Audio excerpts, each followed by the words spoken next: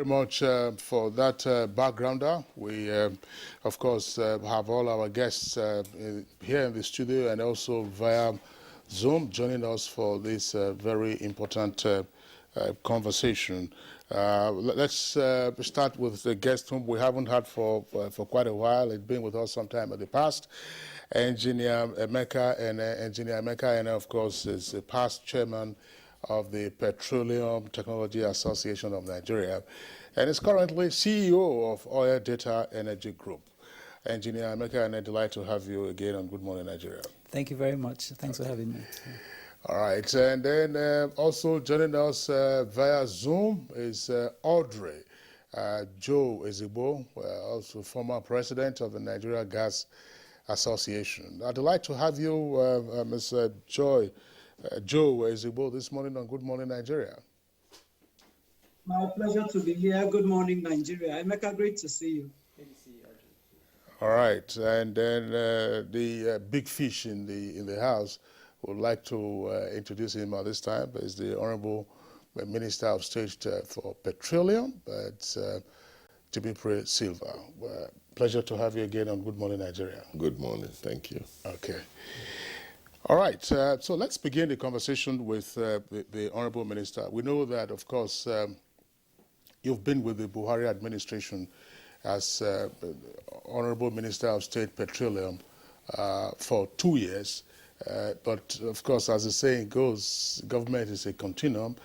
And even before your appointment as Minister of State for Petroleum, you had a tour of duty in the industry itself, having been essay to a former Minister of State Petroleum, and played a role as well as being the governor of an oil-producing state, being Bayelsa. But what is your assessment of 6 years of the oil and gas industry under President Muhammadu Buhari, who in the period has been substantive Minister of Petroleum? I must say that this is, I'm sure, is one of the most active periods in the oil industry. You know that the president himself had been oil minister before now. As president, he has also been Minister of Petroleum for the past 6 years. And if we are talking about people who have experience in the oil industry in terms of administration, I believe that the president is one of those to be counted first. As minister in his earlier incarnation, and of course as minister again. There's been so much that has happened since he came in. One of those things that he has instituted is what is ongoing now, for example, which has not been there in the industry, NIPS, the Nigerian International Petroleum Summit, which is ongoing. It was instituted by this administration in 2016. And NIPS provides a veritable platform for the oil industry in Nigeria. Actually, the president thought that it was necessary for us to have a platform in Nigeria, something that replicates what OTC is doing in Houston, and it's been a huge success. This is the 4th NIPS that is going on, and it's been a huge success. But that's on the softer side. When we came in also, there's been this talk about FID on Train 7. The president will be the first to tell you that when they conceived the LNG project in Bonny in 1978, it was supposed to have done up to Train 12 by the 1980s. That was their projection. When we came in, they were stuck on Train 6, and there was no movement to any other train. But through his sagacity and his leadership, we've been able to take FID on Train 7, which is a major project. That FID was taken in the midst of the pandemic, which is quite significant. We're going to do groundbreaking. I mean, it's over $10 billion project investment that is coming into the industry. It's one of the few FIDs that was taken during the pandemic. Honorable Minister, could you explain to our viewers FID? I know it's final investment Yes, decision, but just to let our viewers know. that is a final investment decision that has been taken on Train 7. Of course, the AKK line, AKK gas pipeline, has been also a piece of infrastructure that's been discussed over the years, but nobody really confronted it as frontally as the president. Today, the AKK pipeline is under construction. The AKK pipeline is a 614 kilometers pipeline taking gas from the south to the north. And a lot of people will say, oh, why are you taking gas to the north? But you must, in Nigeria, if you want to really develop, you must create that backbone, because energy is at the base of any form of development. So the AKK line takes gas from the south and creates a backbone, some kind of right of way for development through the length and breadth of Nigeria. The gas is produced in the south, but the gas is required all across Nigeria. So you must create a market for the gas. A lot of gas is discovered, but because it is not commercially viable, it is locked in the south. So when you create this avenue for the gas, then you can now move that gas to the north where it is needed and create the market for it. So it is only this market that can now also incentivize the producers in the south. And that's a piece of infrastructure, which is a major piece of infrastructure, is now under construction under this administration. You also will agree with me that the most credible effort on the PIB has also been taken by this administration. The PIB is a piece of legislation that has been in planning for 20 years now. Successive administrations have tried to confront it, and we've not been successful. You must have listened to the Senate President yesterday.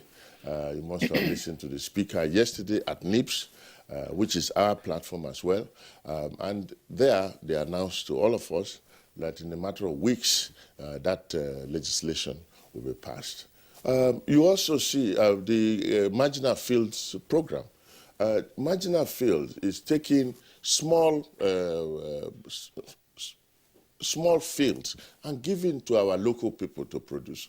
That is the easiest way to really get your people involved in this business, because the oil business doesn't add so much to GDP, but because it doesn't really impact directly on the people. Most of the oil production is done by experts, but the only way you can bring the people in gradually is to give them small production so that they can start and develop capacity. The marginal field program has been talked about for a long time. Nobody really could confront it because, of course, you know, the problems associated with distributing this kind of assets. But the president confronted it, and we've been able to have a successful marginal field round.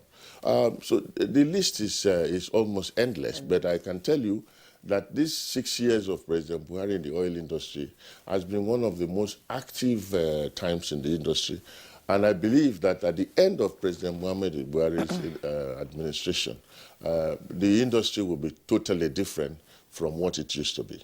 Okay, Honorable Minister, you've reeled out some achievements in the past 6 years. Let's take a step back. This meeting you're having, this conference you're having has as a theme from crisis to opportunities. You came at a time, few months into office, the shock of COVID-19 came on, and the whole world shook to its foundation. Tell us, how did you maneuver Nigeria out of this crisis, keeping in mind that we're in this recession then? How did we maneuver out of this situation? Sometimes I really wonder, if not for President Buhari in office now, how this country would have managed. First, you must agree that this administration came in and inherited a recession in 2015, more or less. You know, I always likened it to a broken china that was well arranged on the table. And then you hand it over to the next person. You hand the table to the next person. So the person tries to carry the china up, and it's broken. Who broke it? Is it the person that just carried it up now, or was it already broken? So the economy was already broken before the President Buhari came in 2015. And because of his sagacity, we were able to navigate out of that recession. Now again, suddenly, I mean, within the same administration, not due to any form of mismanagement or any problem of this administration, COVID-19 happened on us. And we were one of the first countries in the world to come out. The whole world was plunged into recession. But because of the sagacity of the president also, we were one of the first countries to navigate ourselves out of that recession. I must say that, I mean, you must give some credit. If you didn't give the president credit in 2015 or 2016, that earlier recession, you must also give him credit at this time. It was because of the frugality of the president. And if the president hasn't achieved anything, you must agree that he has achieved something in the anti-corruption front. Why I say he has achieved something was that he was the first president that was able to achieve TSA, the Treasury Single Account System, where all the funds now is put into an account where the president and everybody can see. Now, before now, you know that the problem was having the earnings of government coming into the coffers of government. Before now, sometimes the earnings of government are arrested before they got into the coffers because, of course, everybody had different accounts. There are MDAs that had up to 90 accounts. But with the president and with his tenacity, he was able to achieve the Treasury Single Account. That meant that at least the government could see what it earned. Now, when it got into the coffers, well, you still probably have other issues with the management of that fund. But at least that first tier of corruption was taken out. That tier of corruption where government earnings were even arrested before they got into the coffers at all, that first tier has been eliminated in this administration. How did that affect the oil sector, the TSA? No, you see, it affected the whole government system because now government could see the funds that was coming in. You see that in the oil sector, before we came in, there were even talks about cargoes of crude being sold and nobody saw the money. I'm sure you heard those stories about cargoes of crude oil belonging to Nigeria being sold abroad. And then, of course, the money somehow didn't find itself into the coffers. So those things happened during the other administrations, and we all heard that. But today, that cannot happen because everything goes into one single account. So everybody can see it. So you don't have any excuse to take any money before it gets into the coffers. I mean, that was a major excuse because what people did, I put it in this account. But it's not a government account. But that doesn't happen again. That is how it affected the prudence of. So I will put everything.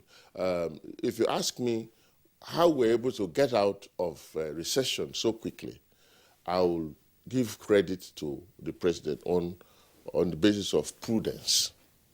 I think this is one of the most prudent presidents that we have had in Nigeria. That is why we are able to come out of recession very quickly.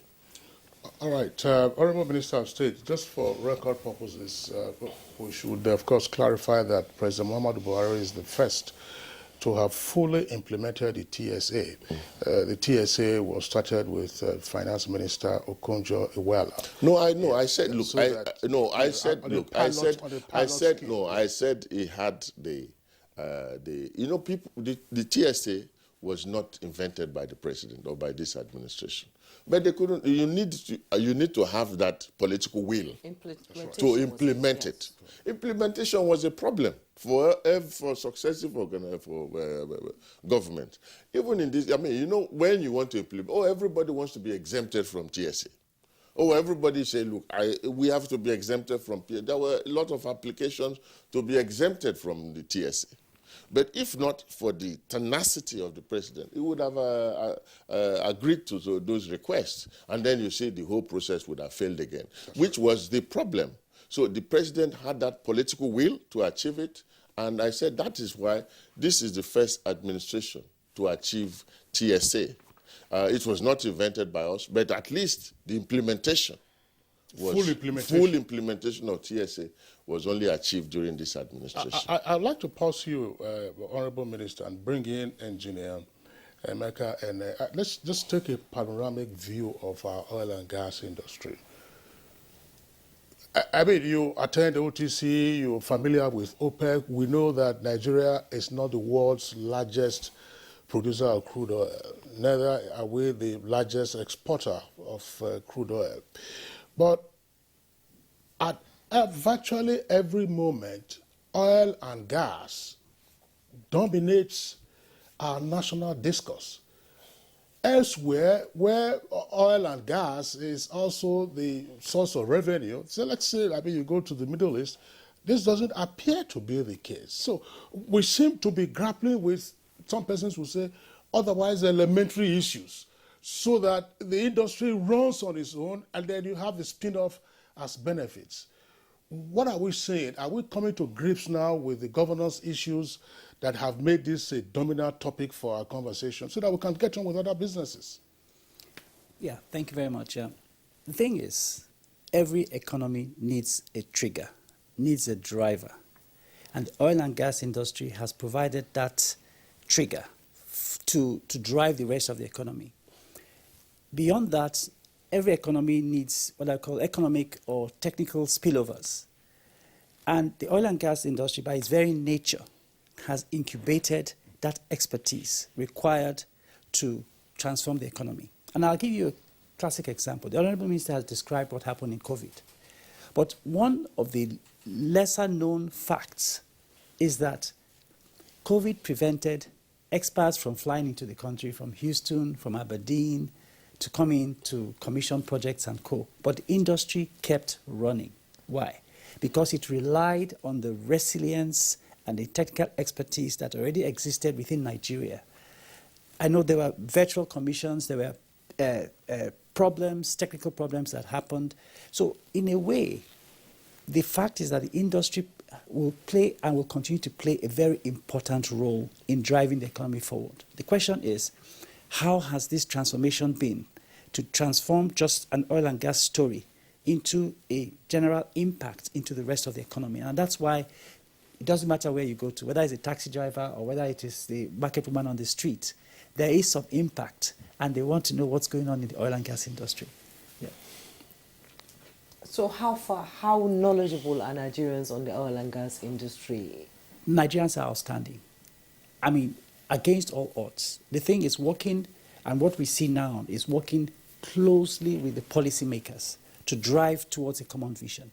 The Nigerian service sector is world-class. And why I say that is because Nigerians work at Nigerian companies, Nigerian oil service companies work in over 14 countries across the world. So you can't say they are just there because they are in Nigeria or they are Nigerians. Nigerian companies now work in Saudi Arabia, they work in Malaysia, they work even in Venezuela, places like even in the US. There are Nigerian pattern companies that have operations even in the United States.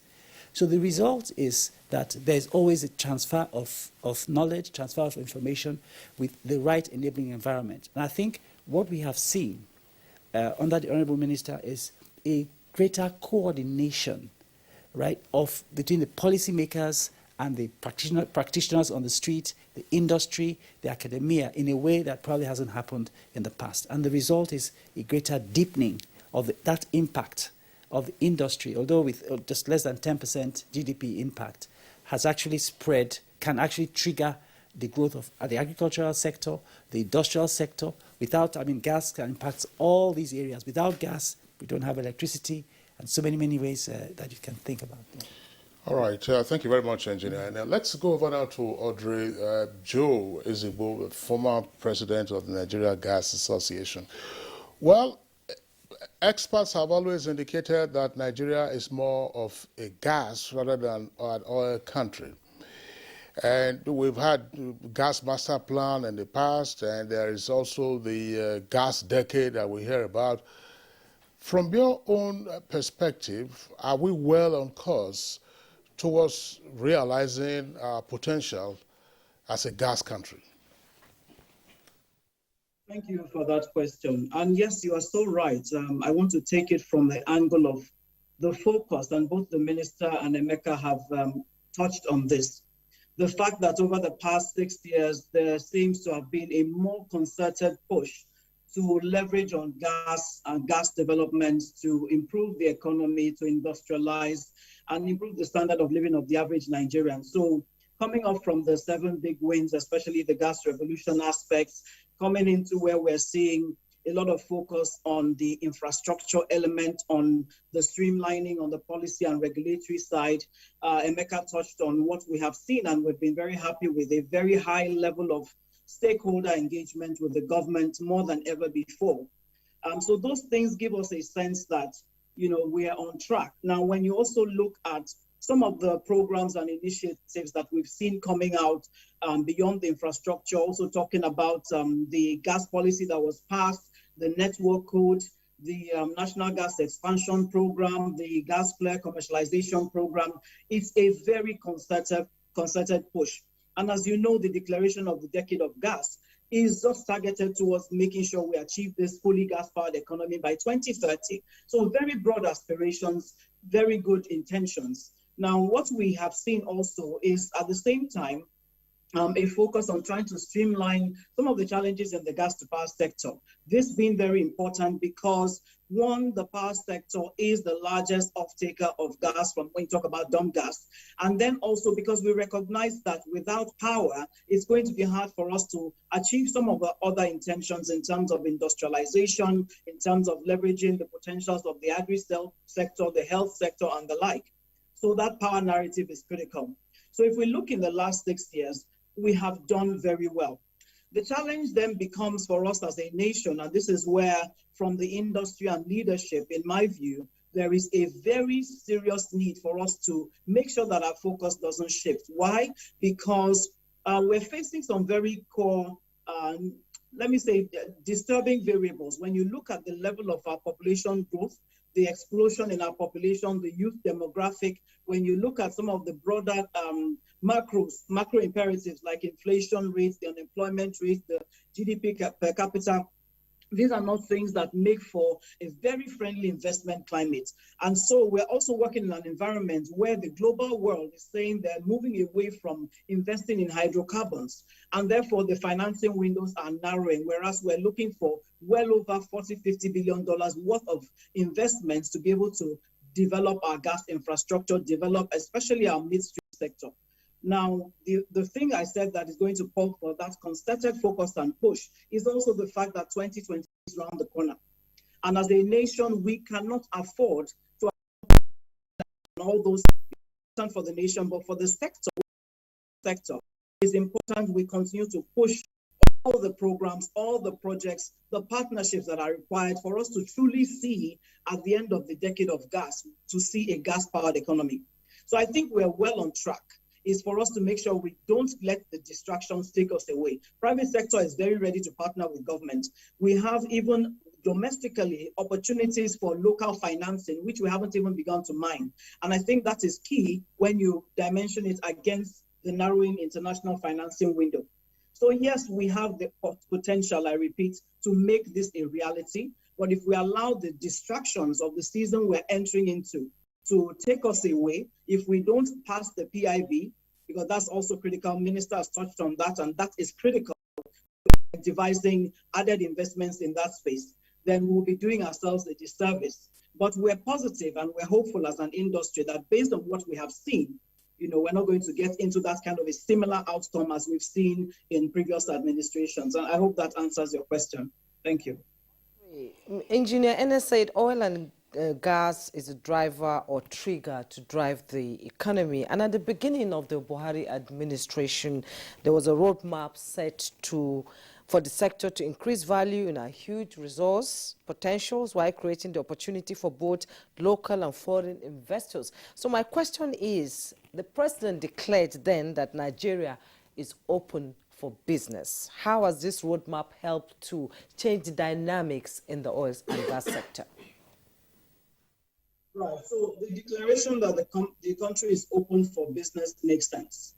A lot of the work that has been done, the roadmap that is set, it makes sense. So when we look at the decade of gas, for instance, we're looking at government making very clear statements about how to leverage gas as a transition fuel, about how to enable gas-based industrialization. So we're talking methanol plants, we're talking ammonia plants, urea plants, polyethylene plants, and the like, heavy users of gas that also then provide a lot of employment opportunities, as well as create wonderful export products that can then help the country's foreign exchange, ability to earn foreign exchange. The government is talking about the agricultural sector, the fertilizer plants, and so on. It's talking about the auto gas sector, leveraging on gas for transportation, mass transportation, and the like. And of course, all the attendant commercial, residential, industrial applications that go with that. So it makes sense, and we're putting the right things in place. Now, when you look also at the PIB, I know that there is a push to streamline some of the regulatory interfaces, which creates a lot of bottlenecks within the sector from an investor viewpoint. So the PIB is proposing both the commission and the authority, but I also know that currently industry is pushing back. The economic advisory team is pushing back to say, can we have a single regulator, a one-stop shop? We just want to see how do we make end-to-end the process for investors easier, more seamless. How do we de-risk that process? So a lot of focus on the securitization also of investments.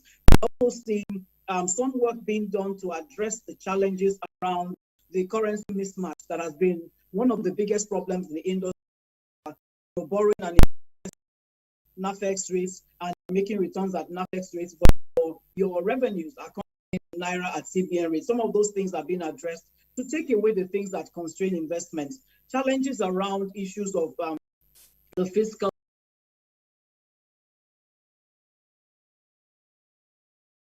the industry might like, but we see listening, we see some. So the message out there is really one of, yes, we're open for business. Yes, we're willing to do a few things differently to then see how we pull in more investors into the space. And to be fair, this government, more than any other administration, I would dare say, when it comes to issues around gas and oil and gas, more in that engagement space, more in the listening space, that is imperative for the kinds of partnerships that we need to see to grow this sector. So I think it's a good messaging. It doesn't mean that we don't still have other broader issues that impact on investments in the space. Nigeria still has a lot of challenges. Even the security narrative is one that is pushing away a lot of investors. So we have a lot of work that is yet to be done. But I repeat, concerted action to see how we roll out the programs we've put in a consistent manner. Make sure there is no stagnation. Make sure that it doesn't just end up as being sound bites because we now focus on 2023 is here and everybody's attention has shifted away. I repeat, the industry is waiting. Investors, the gas sector is a beautiful sector that we can leverage on for wealth creation, for industrialization. The opportunities are immense. And the implications, like Emeka touched on this to say, for the man on the street, if they have the understanding end to end of what gas can do for this country, all of us really need to bring our hands on deck. Policymakers, regulators, legislators, private sector players, all the arms of government, and the men on the street to say, how do we make this sector work? One of the last things I want to just touch on before we move on is the issue around gas pricing and also the tariffs for power.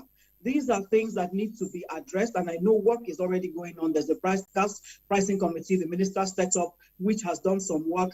We also know that the PIB looks at issues around gas pricing, around that fiscal environment for gas, and we know that the work going on the power tax. As a nation, we have to recognize we need to incentivize investors. When we pull more of them in, when we allow the market to open up to competition and liberalize further, then we see that those competitive forces over time begin to then, build in those benefits, those dampening of prices and costs that allow the man on the street to truly feel the impact. But when we have a nation, for instance, where we're struggling with 5 gigawatts of power, whereas we should be talking about things like 200 gigawatts. Right now, the onus is in attracting investors, incentivization, so that we can meet that end game of power for all, of industrialization and a better standard of living for Nigeria using gas and, of course, the attendant support from the oil sector. Thank you. Thank you very much, Audrey Joe Ezigbo. You just touched on one issue I was going to draw the attention of the Honorable Minister to speak. We're talking about end-to-end utilization, for instance, of gas. And when you look at the public policy matrix, code print oftentimes very solid, but when it then gets to the stage of implementation, you start saying, oh, no, we didn't take into consideration what should have happened. Oh, this one wasn't properly dotted. This T wasn't properly crossed. Look at thermal power stations. We're not going to get into gas flaring because it was said that, look, when you utilize your gas more for thermal power, for industrialization, then gas flaring will also be reduced to a considerable extent. But just looking at power, we have, I think, 10 or so power stations that are supposed to be gas-fired. And from time to time, we have had that, oh, the gas wasn't supplied because there were issues over pricing. They say the price should be in dollars. They produce here locally, it should be in dollars. Oh, the investors come in dollars. And Audrey Joe Ezigbo was saying a while ago, you have to incentivize investors by, tariff and so on and so forth. I'm sure that you are all aware that Nigerians, when they hear about all the tariff and appropriate pricing, these are things that oftentimes just get them agitated. Honorable Minister. Rightly so, I must say. But, Emeka introduced something to the conversation, which is very important. The oil sector for Nigeria is a driver of the economy, which is very, very key. And gas is actually a major driver. The major linkage of the oil industry with our society is really majorly in that midstream sector.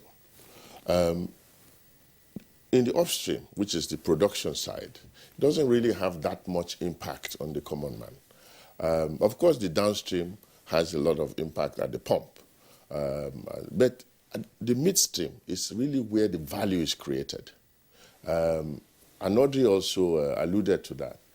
Fertilizer plants, for example, powered by gas, methanol plants powered by gas,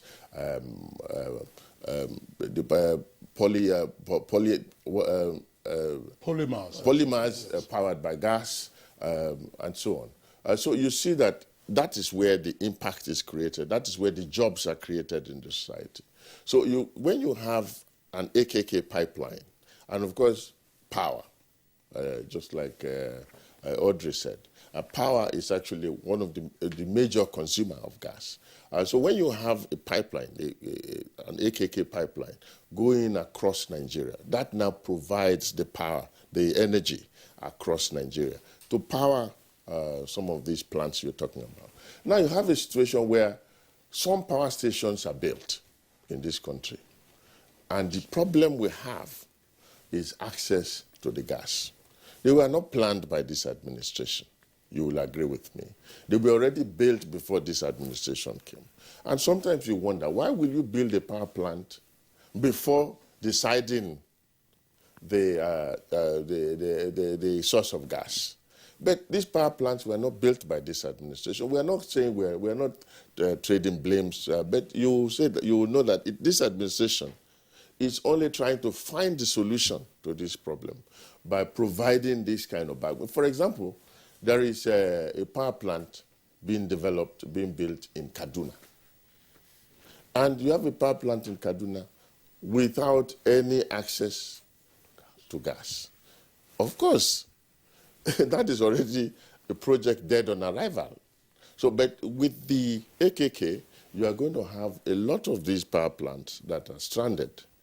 supplied with gas. So you see that that is what this administration is doing, to try to make that easy, to try to create that linkage, to try to bring the benefit of the oil and gas to the Nigerian. Before now, the fiscal regime for the midstream was not clear.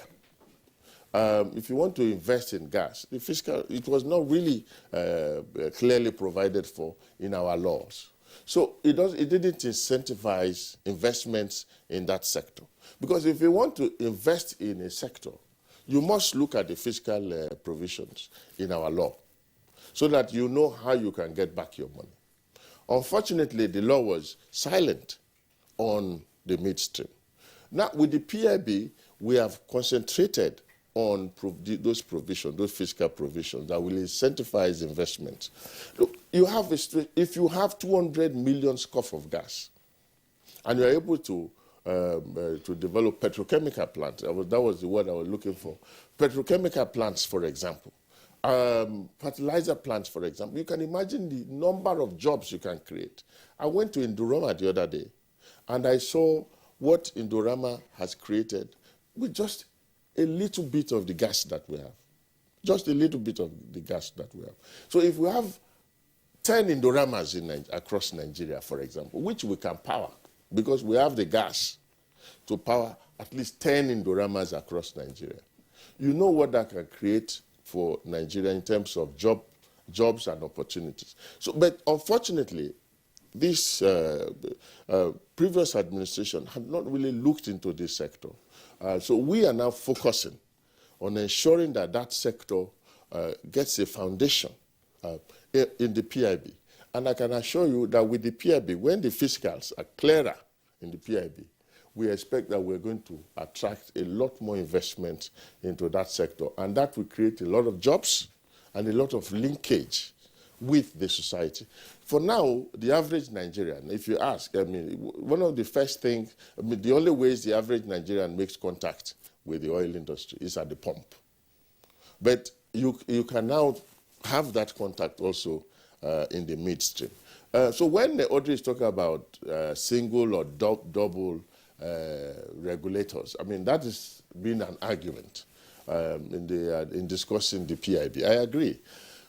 But what we're trying to achieve by having a one-stop shop, by having one single regulator, could be negated by the size of that regulator. Because if you have a big regulator, just one big regulator, it might be more difficult to manage, because one person being on top of just that huge the setup might not really work the way we expect it to work. That's why we are saying, look, why don't we focus? So that you now have an upstream regulator. Since we want to focus on the midstream, especially now, in developing the midstream now, let's take out the upstream from that equation. Because the upstream can become a major distractor for the managers of a regulatory body. So what we are saying, okay, take out the upstream from that regulatory body so that we can have one regulator that can focus on the midstream and the downstream, because that is really where we want to focus right now as a country. If you've been following what we're doing, we've been trying to move this country towards gas. First, we believe that the oil economy is on its way out, because gas is the future. And second, we have more gas in this country than we have oil. But unfortunately, all the gas we have discovered has been discovered accidentally while looking for gas. There has been no focus on gas at all previously. While looking for oil. So we have never really focused on gas. So what we are trying to see is to see how we can focus this country on gas to bring that resource to the benefit of Nigeria. Because once we really get on that platform, we can power a lot of investments. I'm just wondering, Honorable, thanks a lot for your explanation. But the other leg of my question remains pending, which is the current issues that power stations deal with. I mean, from time to time, we are plunged into darkness. They will tell you that, the discos didn't get power because the power gencos didn't have gas to power their plants. And oftentimes the squabble is over gas pricing, whether it should be in US dollars, and so on and so forth. And somebody also said this, and I'd like you to take it along, that they appeared, I'm trying to paraphrase what the person said, they appeared to have been a mistake, if you like, that the current gas arrangements, gas supply arrangements, didn't factor in that there were prior commitments for the gathering, production, and export of those of the gas, rather than for domestic use by way of thermal power stations. So, is that a factor in current gas scarcity to thermal power plants? Is that also a factor in gas pricing? Not exactly. If you are talking about gas pricing, I mean, we've really tackled it as well as an administration. Yes, this issue of currency mismatch exists. I mean, you are investing on the upstream. In the upstream, you're investing in dollars, and then you are selling in naira, and then that provides some that presents some issues. But if that is not only in the power sector, we have also had that situation with the small refineries, modular refineries, for example. You have the feedstock, you're buying the crude oil in dollars, and you're producing the diesel or the product and selling in naira. But you see, this administration has been one of the first to even confront this issue. If you followed the marginal field program, this administration agreed that we must accept our currency for payment of the signature bonus. And this is unprecedented. It has never happened. In fact, when that decision was taken by the president, that Nigerians must be allowed to pay for signature bonus in naira, one of the first problems we encountered was that there was even no account in existence. A naira account to receive signature bonus does not exist. So we had to take time to even set up the naira accounts. But if you are talking about gencos and the payment for gas, that has been a problem, and it is really, strictly speaking, not a problem of the oil industry. Now you have a situation where the gas is supplied to a genco. The genco takes that power down to a transmission company. For a transmission company, takes the power down to the discos. Now, the gas is supplied to a genco, but the genco has not paid for the gas. It takes the power to the transmission company. The transmission, there is some losses. They always declare some power losses in that process. Now, from the transmission point, there are also losses to the discos.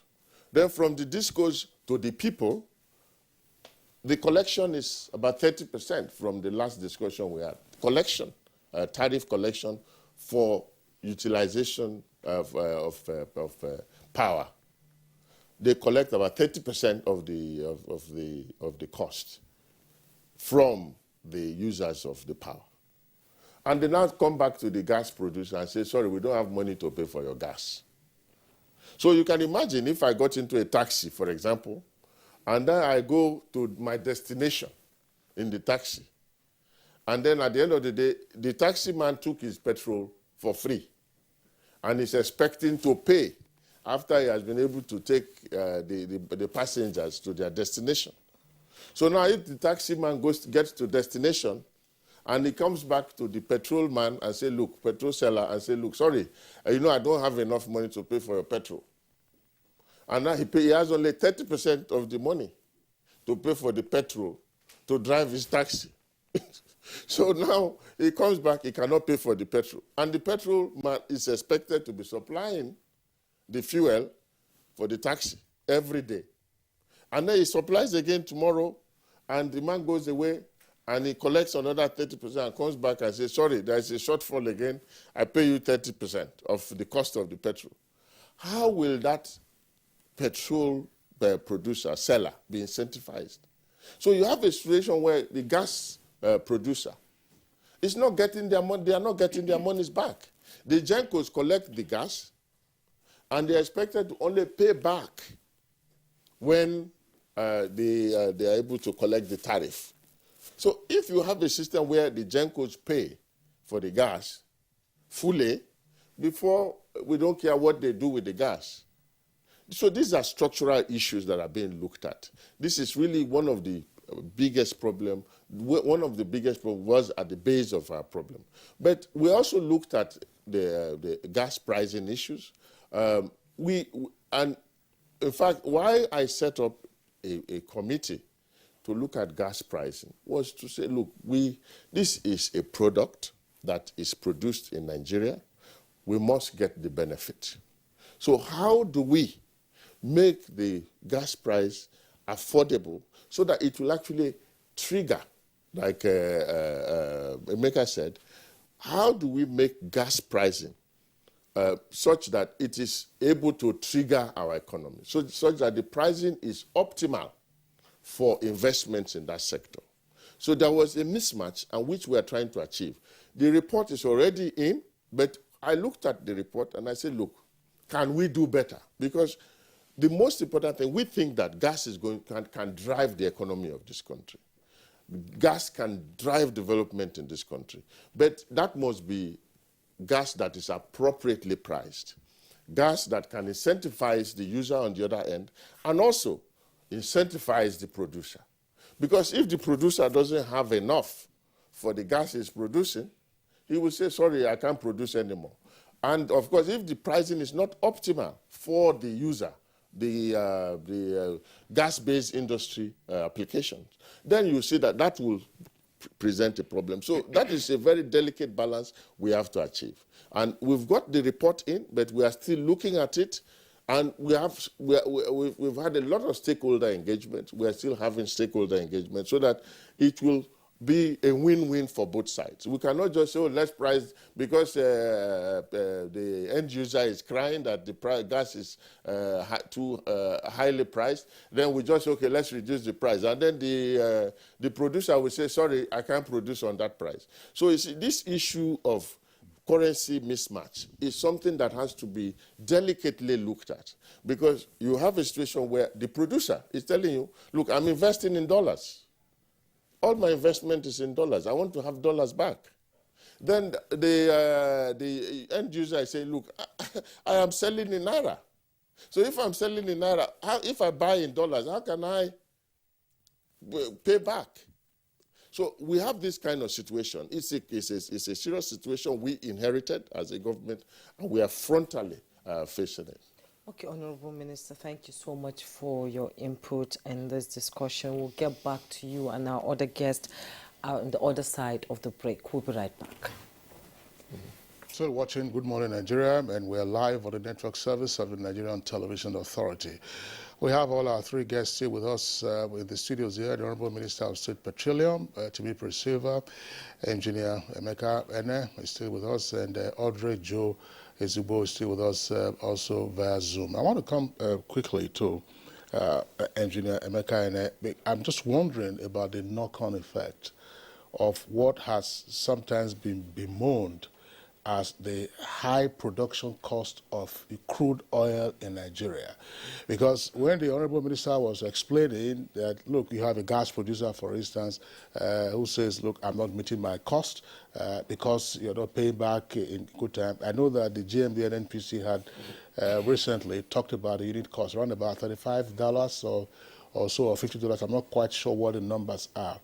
What accounts for this high cost of production of crude oil in Nigeria versus other jurisdictions? Are the matters internal that can be tackled?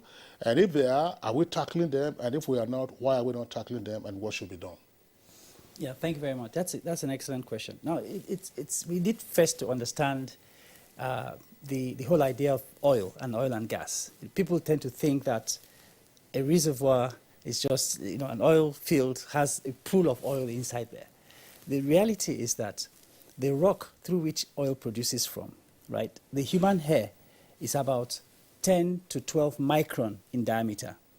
But the rock through the pore space through oil seeps out is about 4 micron in diameter, which means it doesn't take much to block it. What that means is that I often say that an oil field is female in gender, not male. You have to pet it, you have to take care of it, and if you don't do that, it will shut down on you. I mean, you have to have that perspective. And what that means is that the whole industry is based on a system, a complete system that goes from a handshake that goes all the way from the oil downhole all the way to surface. And once you disrupt that system, obviously you suffer the cost of pricing. The second one is attitude. The fact is that industry rests on service providers.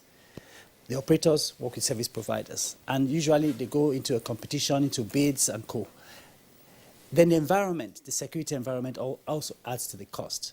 Back in the 90s, when the oil price was at $10 to $12 a barrel, during one of the recessions in the North Sea, they paused and created something called the CRIN, Cost Reduction in the New Era.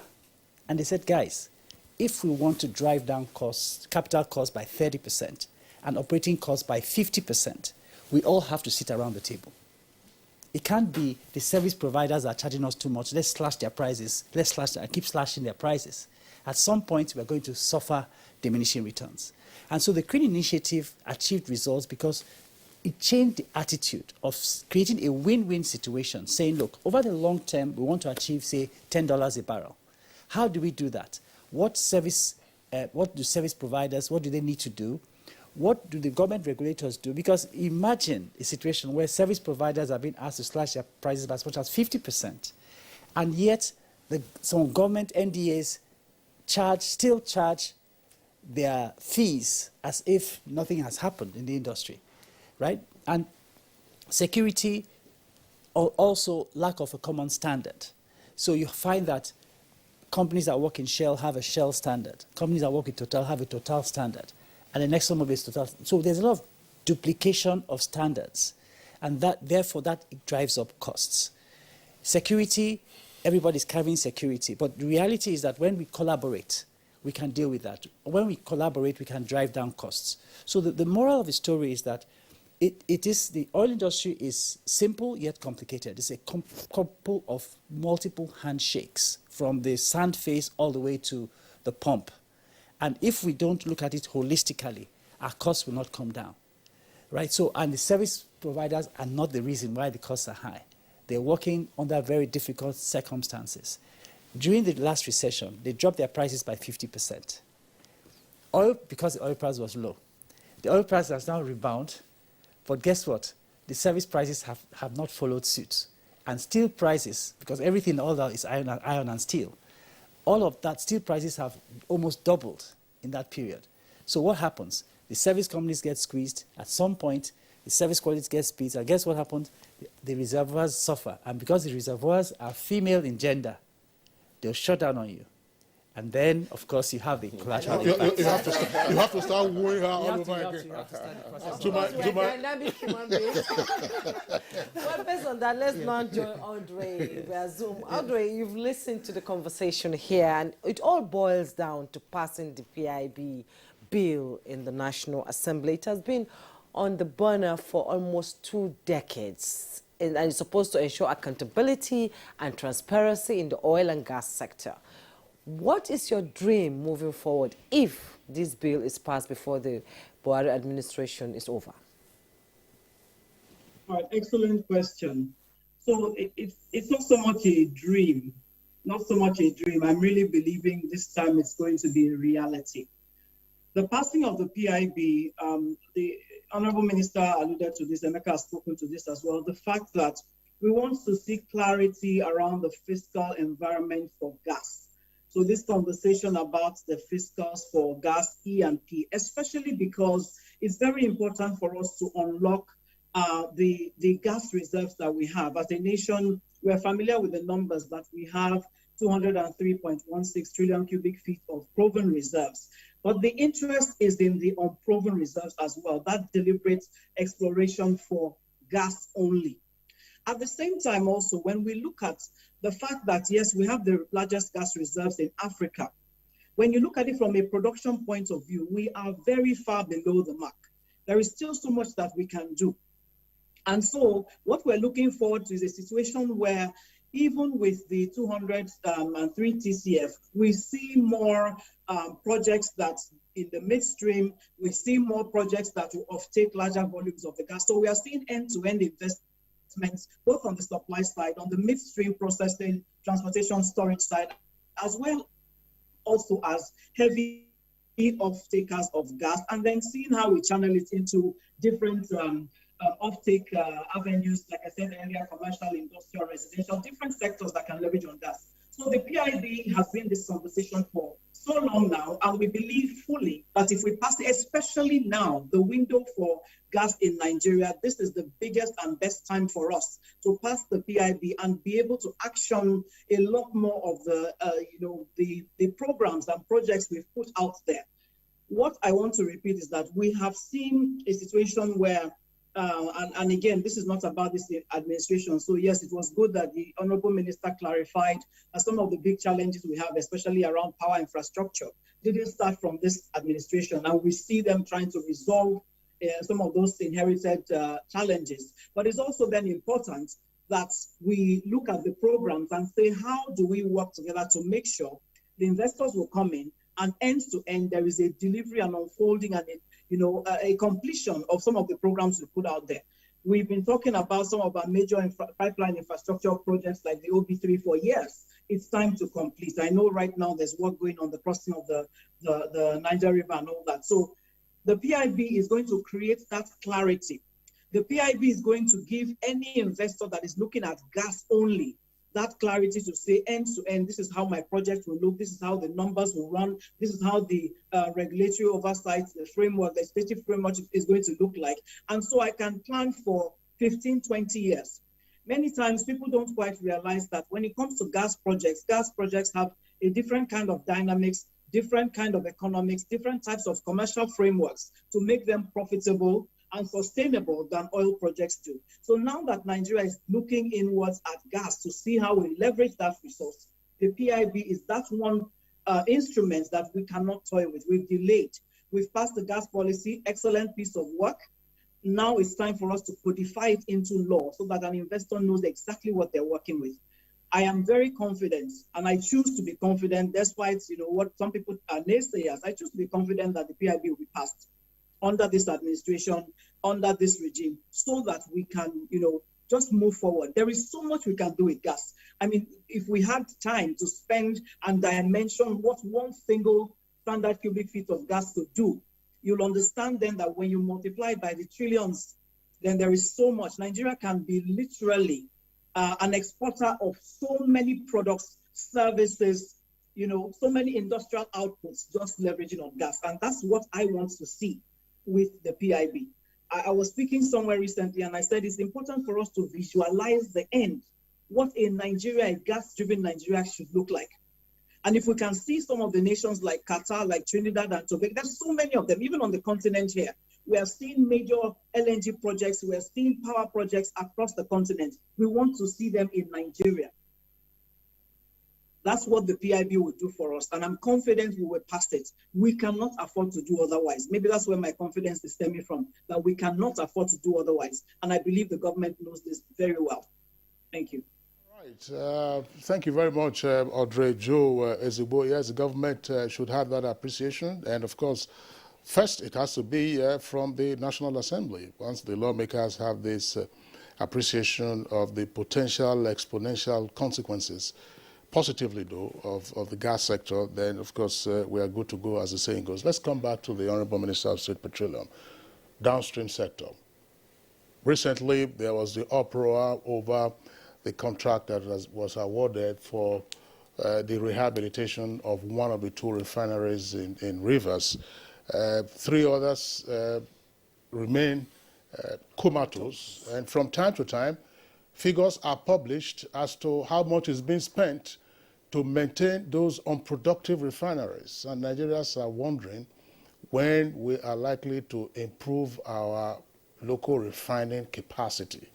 And of course, they recognize that the Dangote refinery is coming on, but we're talking about those government-owned refineries that have been guzzling money, not producing anything, leading to vast importation and a drain on our foreign reserves. Honorable Minister.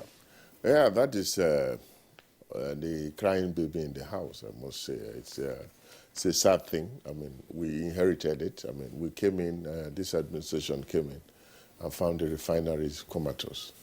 Now you have a situation where you have workers. The choice is, are you going to lay off all your workers and just shut down refinery? But, I mean, whether the refinery is working or not, there are certain services that needs to be put in place. I mean, the place needs to be at least kept somehow running. You need to make sure that the grass is cut, certainly, so that it doesn't completely die out. And of course, the process of trying to rehabilitate the refineries, of course, needed some time to plan and put in place. And right now, we've kicked off the rehabilitation of Port Harcourt refinery. The process of also kicking off the Warri refinery and Kaduna refinery are also ongoing. I must say that these are things that we want, these are projects that we want to deliver. Even if we don't complete it during the tenure of this administration, we want to ensure that we take these projects to a point of no return. Because the challenge is ensure that these refineries at least begin to work before we think of what to do with them. Some people say, why don't you just sell it off or sell them off as is where is? Some people even say, look, why don't you sell it off for $1? But I say, look, this is a policy that has already been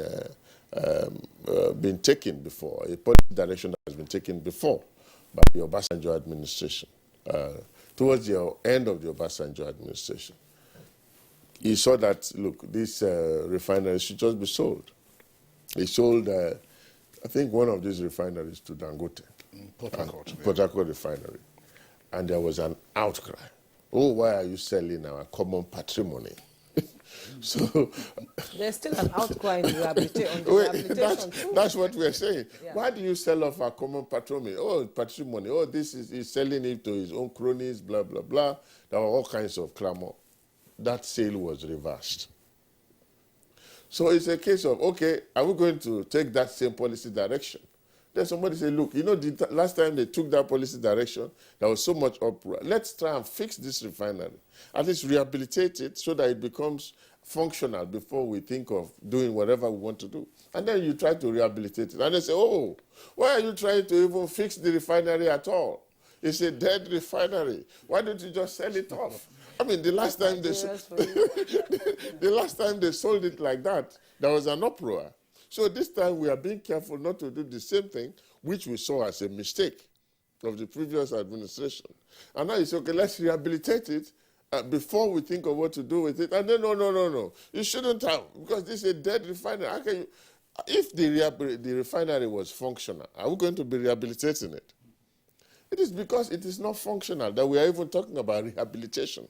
Maybe if it were not dead, in quote, we would have been talking at best about, or at worst about, turnaround maintenance. But in this case, we are talking about complete overhaul, rehabilitation of a refinery, because we recognize that the refinery is not working at all. Now, the issue of the staff that are there, these are trained staff. If you have intention to get the refinery working again, do you want to lay off these staff that you have trained over the years? Because when you get the refinery working again, you will need those staff. You need that experience. You need their experience. So, do you keep them or do you let them out? Let them go? So, I mean, that is also a dilemma. So let's keep them. And you know, also, you have the labor issues. NNPC is a government-owned company as well. So it's not a private commercial company that is driven by commercial decisions. They say slash their pay. Of course. Or declare it follow. So you know, these are not things that you can just wake up and do as a government-owned company, because you will have all kinds of issues. I mean, as you all know, I mean, I'm sure you know all the labor issues that will come out of it. So government now decides, okay, let's just carry on. And then I think right now we're in the process of rehabilitating Port Harcourt Refinery. I want to also tell you, make bold to tell you that we are also in the process of ensuring that Warri Refinery and the rehabilitation of Warri Refinery and Kaduna Refinery at least are started before the end of When this we're administration. discussing this with somebody, he actually asked me that, where did they even get the parts to rehabilitate these refineries? They're so old. No, they are. You see, the thing is, the refining technology is not static, just like every other technology. Even these cameras that you see here, I mean, there are different models coming out every year. So if you want to, of course, fix this camera, you might need to upgrade certain elements. So in a refinery, there are parts that need upgrade because there is new technology.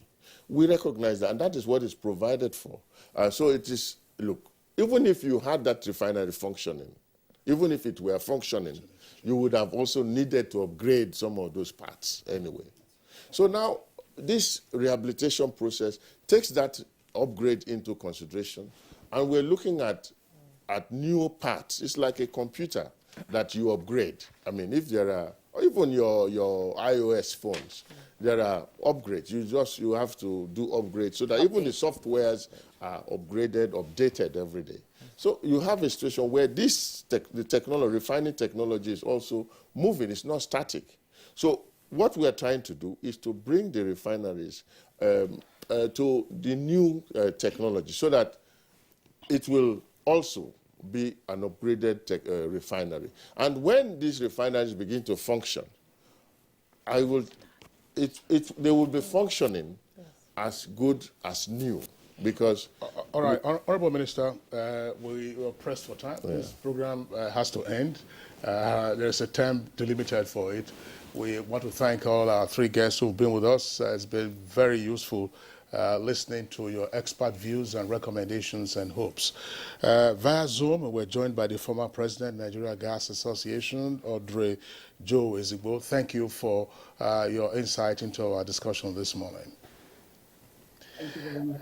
All right, and here in the Abuja studios, the past chairman, Petroleum Technology Association of Nigeria, and current CEO of Oil Data Energy Group, and engineer Emeka, and that's Triple E. Thank you very much for being with us on Good Morning Nigeria. Thank you for having me. And also a deep thanks to the Honorable Minister of State Petroleum, Chief Timipre Silva.